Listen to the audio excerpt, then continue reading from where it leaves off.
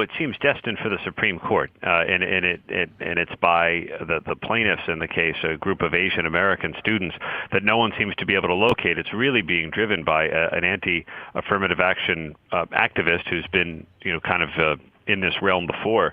But he says that the school, Harvard, is unfairly discriminating against Asian Americans in favor of other minority groups by imposing effectively an illegal quota. And he says now with Brett Kavanaugh on the Supreme Court may take a different view of this case. All right. So what the argument is that Asian Americans, it's harder for them to get into Harvard, or they have a different set of standards, or what's the argument? Yeah, the argument is that they have been artificially limited in their numbers. That effectively there is a quota on Asian Americans, so that other minority groups can be better represented, and they say it amounts to an illegal quota, and it's not an appropriate use of race as a factor. And in fact, they succeeded in pulling some records that the plaintiffs say show Harvard is discriminating against Asians and capping the number of Asian American students it admits, even though others out there may well be qualified. Harvard is a private institution. Can't they discriminate any way they want? They take government money, though, and that's where this case may end up turning. Harvard's not going to turn away the millions of dollars in government grants that it takes, and it opens them up to this kind of lawsuit, which is, as you say, has a lot of people watching, I think, because it does seem like it'll be a test case. The last time the Supreme Court took up race in admissions was back in 2016. Justice Kennedy sided with the more liberal justices to say that race can be one among many factors considered in admissions, and that's been how it is.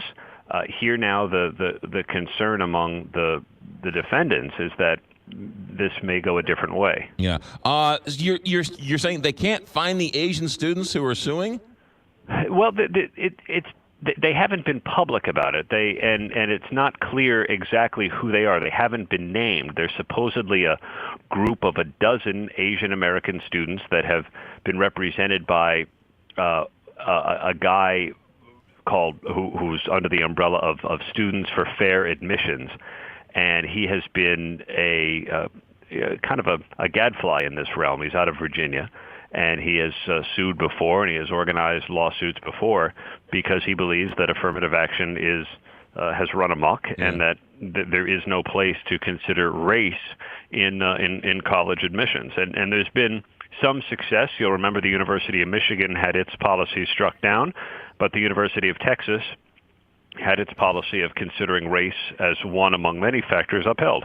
Are we going to learn how Harvard admits students in this trial? I think so. Look, there have been books written about how Harvard admits students, but it is something of a trade secret. But the documents that this lawsuit succeeded in being unearthed during discovery, I think may shine a light on how Harvard attempts to balance its classes. 40,000 students apply to Harvard each year, and they're only taking a fraction of that number. Aaron Katersky, ABC News correspondent. Have a good day, Aaron. Thanks. You too.